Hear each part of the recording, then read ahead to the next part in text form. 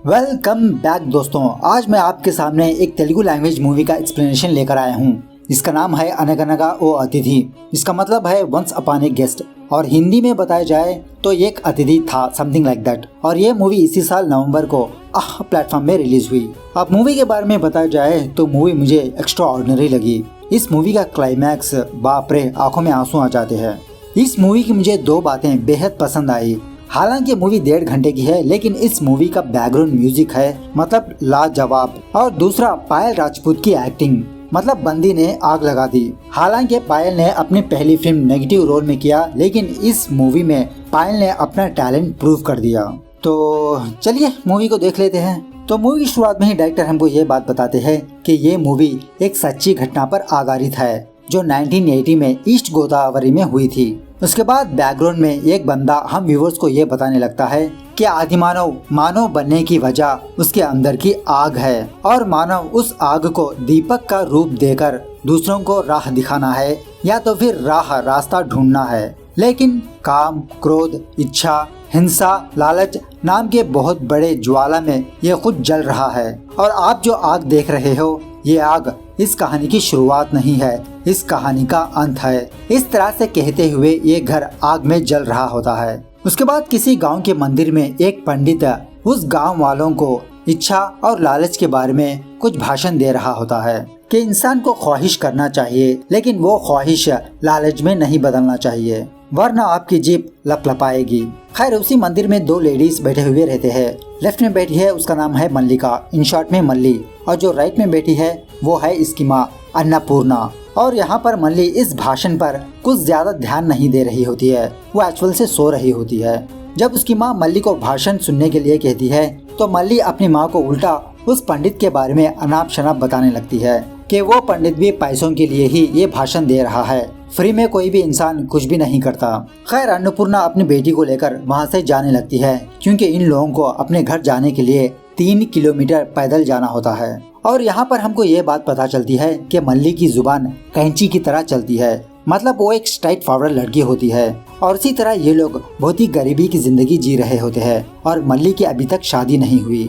और इसके जो कुछ भी सहेलियां थी उन लोगों की शादी हो चुकी है और उन लोगों के बच्चे भी हो चुके हैं। तो अन्नपूर्णा जब कभी भी अपनी बेटी से ऐसी बातें सुनती है तो वो बहुत मायूस हो जाती है। उसके बाद घर आने के बाद जब ये दोनों सोने ही वाले होते हैं कि तभी इनके घर के बाहर एक कार की आवाज आती है। और जब मल्ली अपनी खिड़की के थ्रू बाहर देखती है तो बाहर प्रेसिडेंट की फैमिली आई हुई रहती है और वहाँ पर एक औरत प्रेग्नेंट होती है। और यहाँ पर हमको एक और बात पता चलती है कि मल्ली और अन्नपूर्णा ये दोनों औरतों की डिलीवरी का काम भी देखते हैं और अन्नपूर्णा उस औरत की सक्सेसफुली डिलीवरी करवा देती है और उस औरत ने एक लड़के को जन्म दिया है। तो अन्नपूर्णा उस बच्चे को अपने गोद में लेकर कहीं पर खो जाती है। मतलब वो सोचने लगती है, ना जाने कब मेरी बेटी की शादी होगी, ना जाने कब मेरा पोता मेरे हाथों में आएगा, ना जाने कब इस घर में बच्चे की खिलखिलाहट होगी। उसके बाद दूसरे सीन में एक अंधा आदमी जिसका नाम है कन्नप्पा, वो अपने हाथ में फ्लूट लेकर बहुत ही स्वीट म्यूजिक बजाते हुए एक नदी के किनारे से जा रहा होता है। तो उसी नदी के किनारे किसी आदमी के सामान होते हैं, तो कन्नप्पा के पैर उस सामान से टकरा जाते हैं। ये देखकर कन्नप्पा यहाँ वहाँ आवाज लगाने लगता है, क्या यहाँ पर कोई है, क्या दूर कोई है, अगर कोई है तो मुझे जवाब दीजिए। तो देखते ही देखते कन्नप्पा ये समझता है कि जिस आदमी के ये सामान है वो नदी में बह गया होगा। इस तरह से सोचते हुए कन्नप्पा और जोर जोर से आवाज लगाने लगता है, लेकिन तभी उस नदी में से एक आदमी बाहर आता है और कन्नप्पा को शांत करने लगता है। अरे भाई, मैं तो नदी में नहा रहा था, मैं तुमको कैसे जवाब देता। तो उस आदमी का गला सुनने के बाद कन्नप्पा उस आदमी से पूछने लगता है आप इस गांव में नए हो, क्या मैं जान सकता हूँ कि आपका नाम क्या है और आपका कौन सा गांव है। और वो आदमी कन्नप्पा को अपने बारे में बताने लगता है कि मेरा नाम श्रीनिवास है और मेरा कोई गांव नहीं है, जिस गांव गया वो गांव मेरा ही है, एक्चुअली मैं एक लोक संचारी हूँ। तो कन्नप्पा श्रीनिवास को पूछने लगता है, तो ऐसे आप गांव गांव फिरते रहे तो खाना पीने का कैसा इंतजाम करोगे।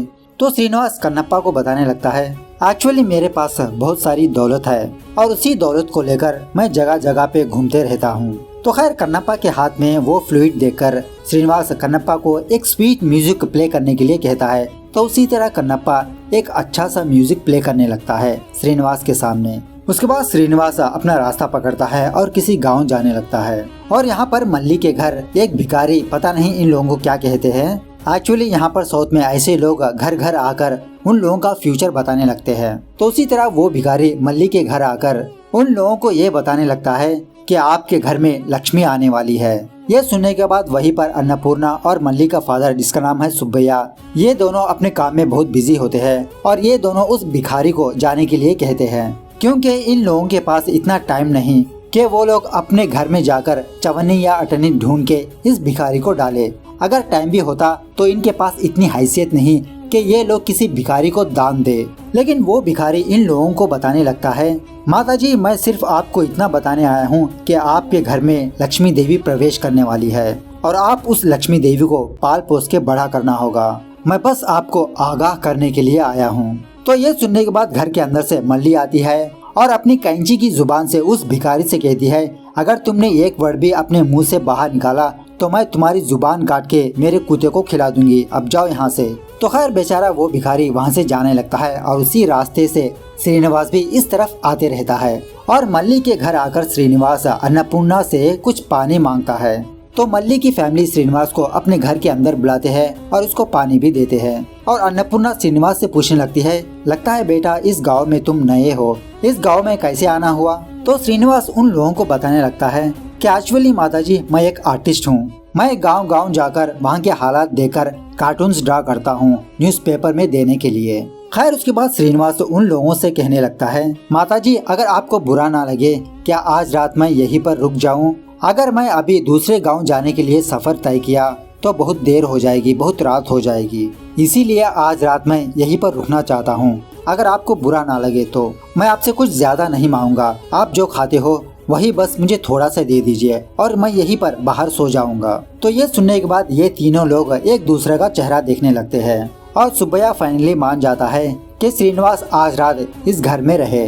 इस तरह से ये तीनों लोग श्रीनिवास को अपने घर में एंट्री दे देते हैं। तो शाम होने के बाद श्रीनिवासा जब उस घर से बाहर आता है तो सुब्बैया श्रीनिवासा को पूछने लगता है, क्या तुमको चाय कॉफी वगैरह आदत है। तो श्रीनिवास सुब्बैया से कहता है, हाँ मुझे चाय तो आदत है, अगर आप पिलाना चाहते हो तो खुशी की बात है। इस तरह से सुब्बैया अपनी बीवी को चाय बनाने के लिए कहता है, लेकिन अन्नपूर्णा श्रीनिवास से कहने लगती है, बेटा हम बहुत गरीब है और हमारे घर में चाय की पत्ती ही नहीं है। और एक्चुअली हमको ये बात पता चलती है कि चाय पीने का इरादा एक्चुअली सुब्बैया का है, न कि श्रीनिवास का। मतलब सुब्बैया श्रीनिवास को आगे रखकर ये चाय पीना चाहता है।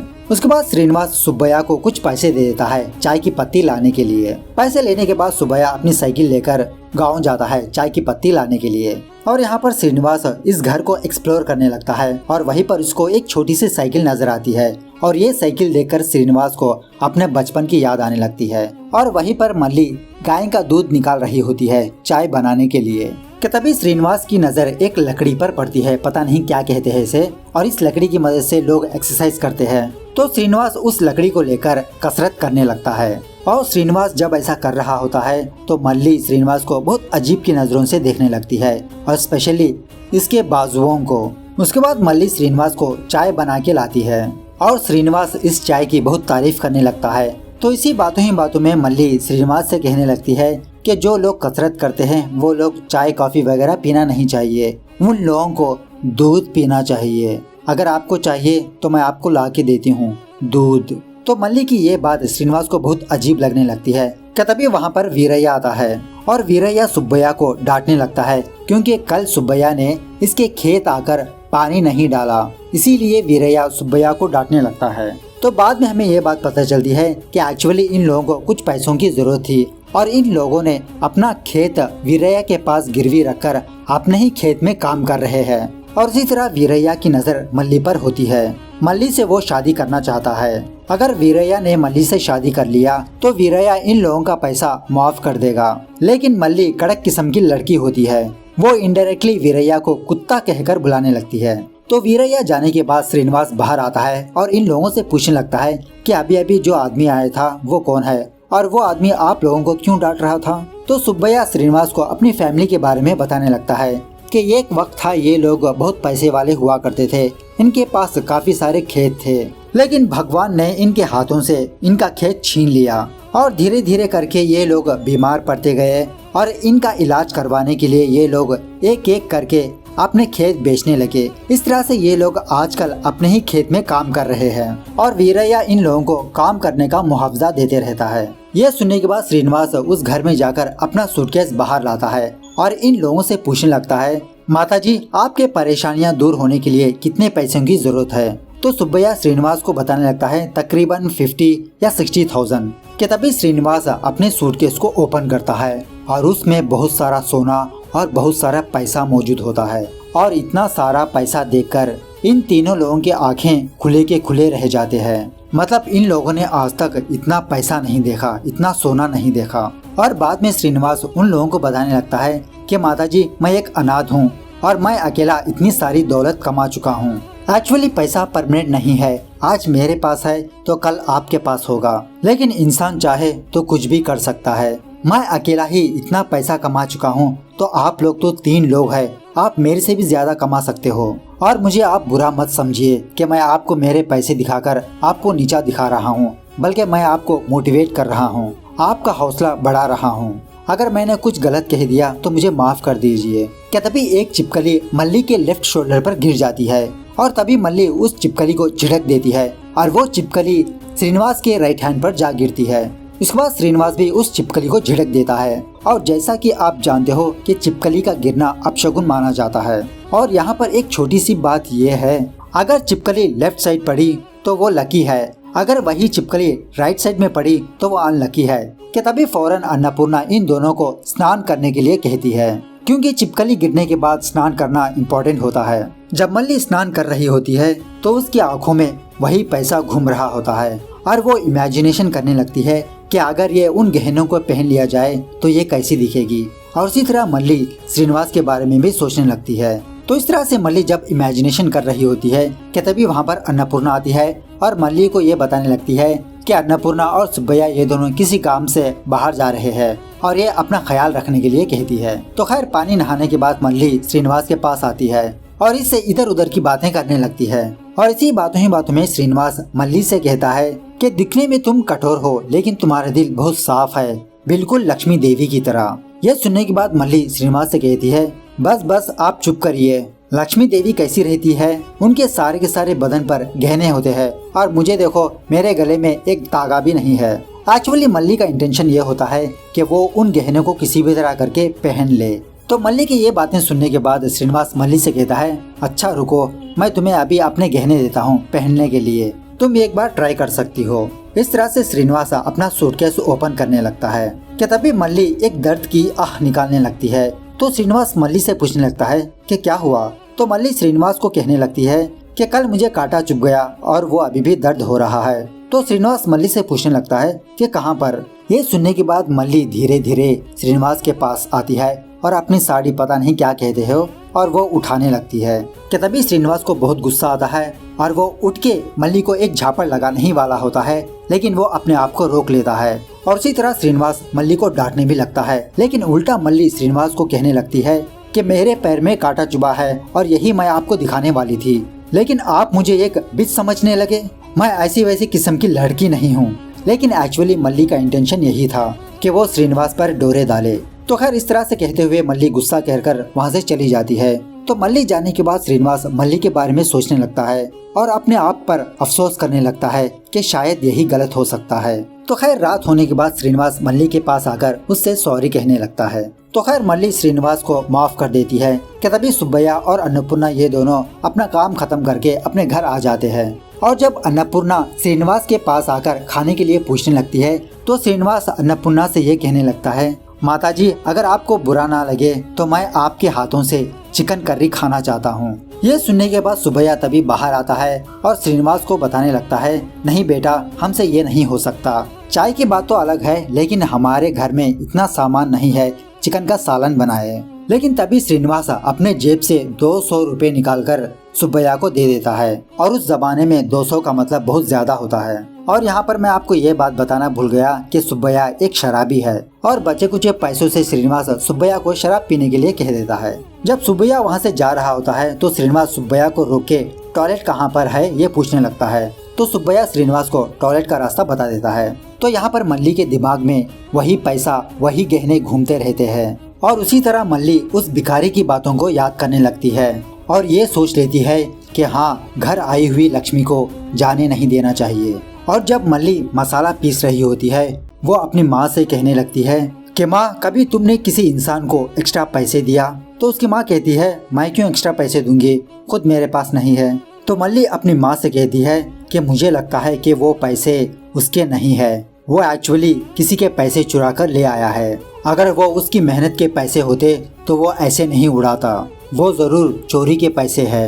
लेकिन अन्नपूर्णा मल्ली को समझाने लगती है कि चोरी के पैसे हो या उसके पैसे हो, हमें क्या लेने देना, उसके पैसे है वो किस तरह भी खर्च करे। लेकिन मल्ली कहती है, नहीं माँ नहीं, अगर वो पैसे हमें मिल जाए तो अन्नपूर्णा कहती है, वो तो उसके पैसे है, वो हमें क्यों देगा।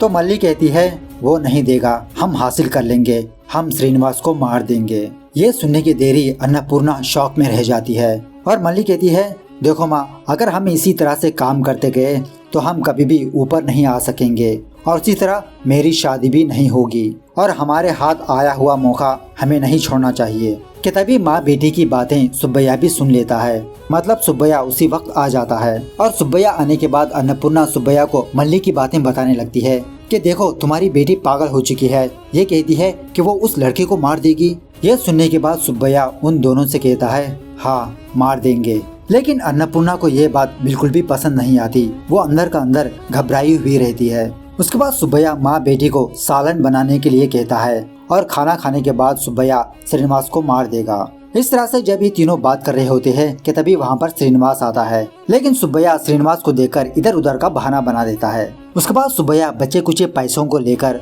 वो शराब की दुकान जाता है शराब पीने के लिए। तो यहाँ पर जब माँ बेटी खाना पका रहे होते हैं तो बाहर एक औरत आती है और इन दोनों को कल काम पे बुलाने लगती है कि कल किसी खेत में काम है, क्या आप लोग आओगे या नहीं। लेकिन मल्ली उस औरत से कहती है कि कल से ये लोग काम पे नहीं आएंगे। यह सुनने के बाद श्रीनिवास अन्नपूर्णा से कहने लगता है, माताजी, कल मैं यहाँ पर नहीं रहूँगा, आप मेरी वजह से अपना काम मत छोड़िए, आप अपने काम को चले जाइए। लेकिन अन्नपूर्णा बहाना बनाकर श्रीनिवास को कहने लगती है कि नहीं बेटा, कल हमारे ही खेत में काम है, इसीलिए हम दूसरे खेत नहीं जा रहे हैं। उसके बाद माँ बेटी सुब्बैया का इंतजार करने लगते हैं, लेकिन सुब्बैया अभी तक नहीं आया, जिसकी वजह से मल्ली ये ठान लेती है कि वो श्रीनिवास को मार देगी। लेकिन अन्नपूर्णा मल्ली को खून करने से रोक देती है और वो किसी खेत जाती है एक जहरीले पत्ते को लाने के लिए और अन्नपूर्णा उस पत्ते को लाकर उसे कूटकर उस सालन में मिला देती है। मतलब श्रीनिवास को चाकू से मार दिया तो खून खराबा होगा, इसलिए ये लोग उसे पॉइजन देके मार देना चाहते हैं। तो उसी तरह अन्नपूर्णा श्रीनिवास को खाना परोसने लगती है।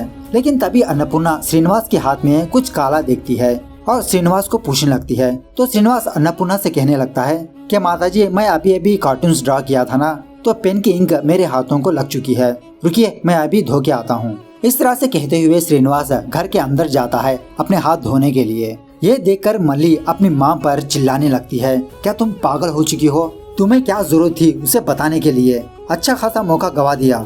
कि तभी मल्ली के घर दो पुलिस वाले आते हैं और इन पुलिस वालों को देखकर अन्नपूर्णा श्रीनिवास के पास जाकर कहती है कि बेटा, मैं जब तक ना बुलाऊं तुम यहीं पर रुको, कुछ जान पहचान के लोग आए हुए हैं। तो श्रीनिवास अन्नपूर्णा से कहता है, ठीक है माताजी। क्या एक्चुअली ये दो पुलिस वाले किसी चोर को ढूंढते हुए यहाँ पर आए हैं। लेकिन तभी उन दोनों को चिकन करी की स्मेल आने लगती है।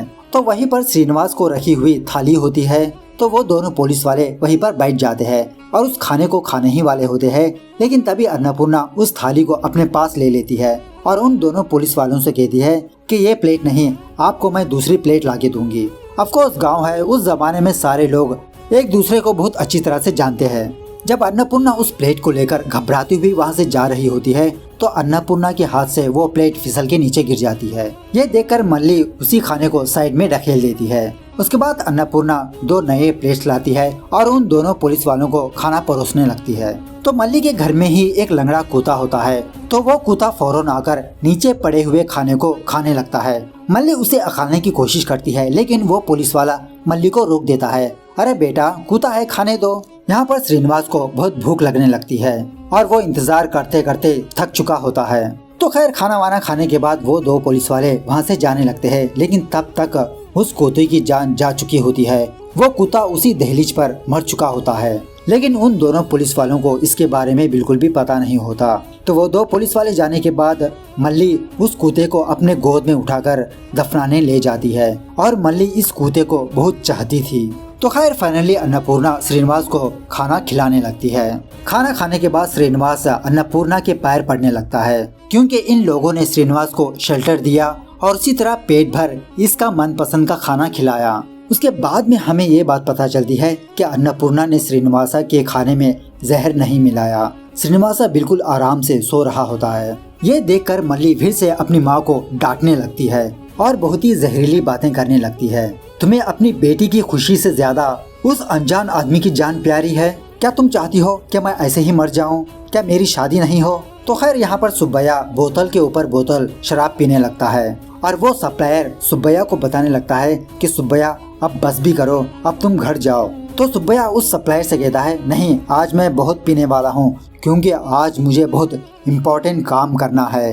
ये सुनने के बाद वो सप्लायर सुब्बैया से कहने लगता है, अरे पागल, पहले मेरी बात सुनो, आज सुबह तुम्हारे घर एक आदमी आया है ना। ये सुनने के बाद सुब्बैया घबरा जाता है और उस सप्लायर से पूछने लगता है कि तुम्हें कैसे पता कि मेरे घर एक आदमी आया है। उसके बाद वो सप्लायर सुब्बैया को असली राज बताने लगता है कि श्रीनिवासा सुब्बैया के घर आने से पहले वो इस होटल आया था और श्रीनिवास उस होटल के ओनर से कहने लगता है कि मैं सुब्बैया का बेटा हूँ, जो बचपन में अपने घर से भाग गया था और इतने सालों बाद मैं अपने घर जा रहा हूँ। लेकिन मेरी आपसे एक छोटी सी रिक्वेस्ट है कि आप मेरी बात को राजी रखिए। वक्त आने पर मैं खुद मेरे माँ बाप को बता दूंगा कि मैं कौन हूँ। मैं आया हूँ इसीलिए कि मैं मेरे फैमिली के प्रॉब्लम सॉल्व कर दूं। ये जान लेने के बाद सुब्बैया के पैरों के नीचे खिसक जाती है। मतलब ये लोग अपने बेटे को ही मारने का प्लान कर रहे हैं। कि तभी सुब्बैया फौरन अपनी साइकिल लेकर उसी नशे की हालत में अपने घर को दौड़ने लगता है और यहाँ पर मल्ली अपने हाथ में चाकू ले लेती है श्रीनिवास को मारने के लिए। जब ये श्रीनिवास को मारने ही वाली होती है तो अन्नपूर्णा अपनी बेटी को रोक देती है और उसका हाथ पकड़ लेती है। तो मल्ली अपनी माँ से कहने लगती है, अगर तुमने हाथ छोड़ा तो मैं उसे मार दूंगी, अगर नहीं तो मैं खुद मर जाऊंगी। तो इस तरह से कहते हुए मल्ली उसी चाकू से श्रीनिवास का गला काट के उसे मार देती है। ये देखने के बाद अन्नपूर्णा बहुत जोर की चीख मारने लगती है। तो वहीं से कन्नप्पा भी गुजर रहा होता है। तो अन्नपूर्णा की चीख कन्नप्पा के कानों में पड़ती है। ये सुनने के बाद कन्नप्पा धीरे धीरे मल्ली के घर की तरफ आगे बढ़ने लगता है। तभी उसके पैरों से वो शूज टकरा जाते हैं और कन्नप्पा इन शूज को छूकर ये पहचान लेता है कि ये शूज श्रीनिवास के ही है और कन्नप्पा फौरन गांव की तरफ दौड़ने लगता है। और यहाँ पर सुब्बैया किसी भी तरह करके अपने घर आ जाता है और अन्नपूर्णा से श्रीनिवास के बारे में पूछने लगता है। ये सुनने के बाद अन्नपूर्णा धीरे धीरे कर अपना सर घुमाने लगती है अंदर की तरफ। तो वहाँ पर श्रीनिवास की लाश पड़ी हुई रहती है। ये देखने के बाद सुब्बैया रोते हुए अपनी बीवी से कहने लगता है कि ये हमारा चिन्नी है, हमारा बच्चा जो बचपन में भाग गया था। यह सुनने के बाद अन्नपूर्णा को और मल्ली को बहुत बड़ा झटका लगता है और मल्ली श्रीनिवास को लेकर बहुत कुछ इमेजिन किया था, मतलब उसे बहुत ही गंदी नजर से देखा था। वो सोचकर मल्ली अपना सर कूटने लगती है, हाय ये मैंने क्या कर दिया। इस तरह से वो तीनों लोग श्रीनिवास को याद करने लगते हैं और वो सारे के सारे लोग घुट घुट के रोने लगते हैं। और श्रीनिवास के पेट पर एक डायरी होती है। तो अन्नपूर्णा उस डायरी को ओपन करती है तो वहाँ पर श्रीनिवास ने अपने बचपन के कार्टून्स ड्रा करके रखा था। एक्चुअली श्रीनिवास जब बच्चा था तो उसने अपनी बहन की चोटी कट कर दी थी, जिसकी वजह से अन्नपूर्णा अपने बेटे की बहुत खूब पिटाई की और इसी डर की वजह से श्रीनिवास अपने घर से भाग चुका था और उसके बाद वो वापस ही नहीं आया। और जब मल्ली अपने भाई को छूने ही वाली होती है तो अन्नपूर्णा मल्ली से कहती है, नहीं उसे मत छुओ, हम में से किसी का भी हक नहीं कि हम श्रीनिवास को छुएं, हम इसके लायक नहीं है। तो मल्ली कहती है कि ये मेरी गलती है माँ, मैंने ही अपने भाई को मारा। तो अन्नपूर्णा कहती है, नहीं ये तुम्हारी गलती नहीं है, ये मेरी गलती है, मैंने इसको जन्म दिया। इस तरह से कहते हुए अन्नपूर्णा अपने घर में जाकर खाने में जहर मिलाकर उस खाने को खाने लगती है। तो अपनी माँ को वो खाना खाता हुआ देखकर मल्ली भी उस खाने को खाने लगती है और इन दोनों को खाते हुए देखकर सुब्बैया भी उस खाने को खाने लगता है। इस तरह से वो तीनों के तीनों उस जहर के खाने को खाने लगते हैं और सुब्बैया अपने घर के अंदर जाकर कॉटन लाता है और वहाँ पर बिछाने लगता है और सुब्बैया रोते रोते लालटेन लेकर उस कॉटन को आग लगा देता है, मतलब अपने घर को आग लगा देता है। और यहाँ पर कन्नप्पा उस शराब की दुकान आकर उन लोगों को बताने लगता है कि उसने सुब्बैया के घर में किसी की चीखने की आवाज सुनी और उसी तरह उसके घर के बाहर श्रीनिवास के जूते हैं। ये सुनने के बाद वो सारे लोग सुब्बैया के घर की तरफ दौड़ने लगते हैं, लेकिन तब तक देर हो चुकी होती है। वो घर एक ज्वाला की तरह भड़क रहा होता है और यही सीन मूवी के स्टार्टिंग में दिखाया था। और श्रीनिवासा फाइनली अपने डायरी में कुछ इस तरह से लिखा हुआ रहता है। तो यहाँ पर श्रीनिवास की मन की बात सुनिए। तकरीबन 17 साल के बाद जब मैं अपने गाँव आया तो मैं बहुत खुश था कि मैं अपने माँ बाप से मिलूंगा। और जब मैं अपने माँ बाप को देखा तो मेरे अंदर ये इच्छा हुई कि मैं फौरन अपने माँ बाप के गले लग जाऊं। लेकिन मेरे अंदर एक छोटी सी ख्वाहिश थी कि मैं अपने परिवार से एक अजनबी की तरह मिलूं। जब वीरैया मेरे पिताजी को डांट रहा था तो मुझे बहुत गुस्सा आया कि तभी मेरे मन में ये इच्छा हुई कि मैं अपना सूटकेस ओपन करके उन पैसों को वीरैया के मुंह पे फेंक दूं। लेकिन मेरी चुलबुल ख्वाहिश ने मुझे रोक दिया कि तभी मुझे पता चला कि मैंने बहुत बड़ी गलती की। और उसके बाद मुझे ये बात पता चली कि मेरी बहन मुझ पर ही डोरे डाल रही है, मुझे चाहने लगी है। तो ये बात मैं बिल्कुल बर्दाश्त नहीं कर पाया। मैं अपनी बहन को सच बताना चाहता था, लेकिन तब तक देर हो चुकी थी। मल्ली ये बात जान लेने के बाद अपनी गलती पर बहुत पछतावा करेगी और आगे जाकर मल्ली मुझसे सीधी तरह से नजरें तक नहीं मिला पाएगी। और वो दुख मैं अपनी बहन को देना नहीं चाहता। इसीलिए मैंने सोच लिया कि मैं एक अजनबी की तरह मेरे घर में आया और एक अजनबी की तरह ही कल मैं लौट के यहाँ से चला जाऊंगा। लेकिन जाते जाते मैंने जो कुछ भी कमाया वो मैं अपने ही घर में छोड़ के जाऊंगा, ताकि मेरे जाने के बाद मेरी फैमिली खुशहाल जिंदगी गुजारे। और तब तक ए भगवान मेरी बहन के मन में मेरी सोच ना आने देना। इस तरह से श्रीनिवास अपनी डायरी में लिखा हुआ रहता है अपनी मन की बात। और यहाँ पर ये मूवी दी एंड होती है। और यहाँ पर मैं आपको ये बात बता दूं कि एक्चुअली ये मूवी एक कन्नड़ा मूवी की रीमेक है। और एक्चुअली मैं उस मूवी को एक्सप्लेन करने ही वाला था, लेकिन इसी बीच में ये मूवी रिलीज हो गई। तो मूवी कैसे लगी कमेंट करके बताना जरूर। तो मिलते हैं अगली वीडियो में, तब तक take care, bye bye, see you soon.